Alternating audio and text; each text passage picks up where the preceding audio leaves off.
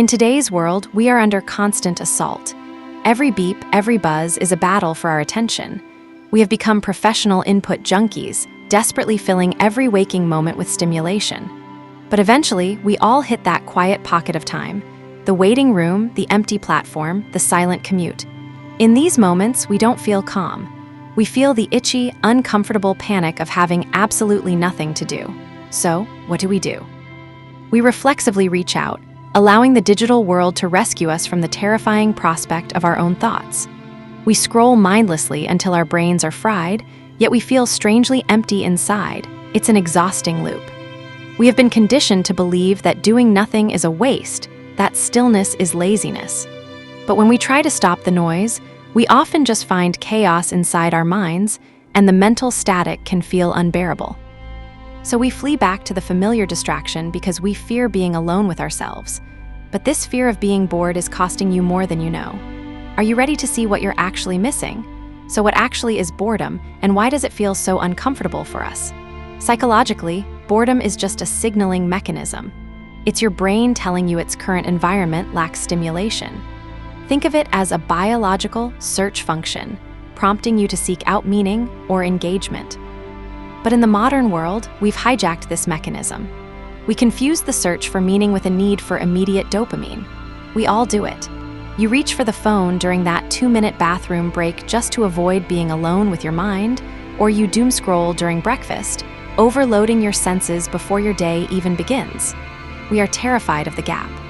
By filling every gap, we are constantly exhausted, but never actually nourished.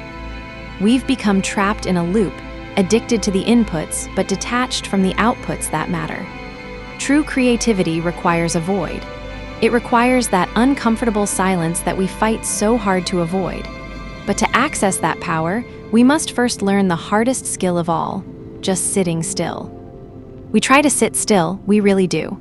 But the itch for distraction is powerful, so we succumb. We doom scroll or channel surf not because we are interested, but because we are avoiding. We open the fridge for the 5th time, looking for comfort where there is none, seeking input to silence the inner voice. But when you deny the brain outside input, a beautiful mechanism is forced to turn on. Psychologists have a term for this, the default mode network. This is your brain's processing mode. This is where the brain consolidates memories, makes new connections, and solves puzzles that have been lingering. It's also where you do your deepest self-reflection, checking in on who you actually are and what you really want. The constant dopamine we chase is an anesthetic. Boredom is the awakening. It is the only place where the noise can clear and the real magic can begin. If we want that power, we have to endure the discomfort. It's time to stop running. The first time you try to practice intentional boredom, it will feel terrible. Set a timer for just 5 minutes, and you will experience a literal withdrawal as your brain screams for its usual digital pacifier.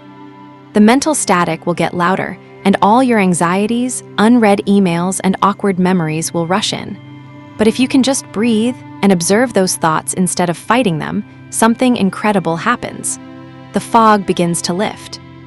The chaotic thoughts slowly drift away, leaving behind a profound emptiness.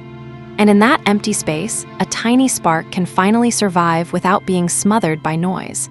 This is an original thought, not a meme, not a recycled opinion, but something uniquely yours. Once your brain realizes it has room to breathe, it starts connecting the dots in ways you never expected. You suddenly feel a rush of genuine energy. This isn't the jittery high of dopamine, but the deep power of clarity. You emerge from the boredom not feeling drained, but entirely recharged and ready to act. The breakthrough happens when you stop viewing empty time as a problem to be solved and start seeing it as a resource. You start taking walks without your headphones. You sit on a bench and just watch the world happen. And slowly, your attention span begins to heal. You regain the ability to focus on one thing at a time. Your mind, previously exhausted by cheap dopamine, starts building endurance for difficult, meaningful tasks. This is when you finally enter true flow state. You can sit down and create for hours without checking your phone once. Problems that seemed overwhelmingly complex suddenly become simple. You can see the path clearly because the mental fog is gone. You stop consuming other people's creations and finally have the bandwidth to build your own. The cheap distractions lose their power over you, and you've built a fortress of focus that notifications cannot pierce. You realize that boredom was never the enemy, it was the gatekeeper.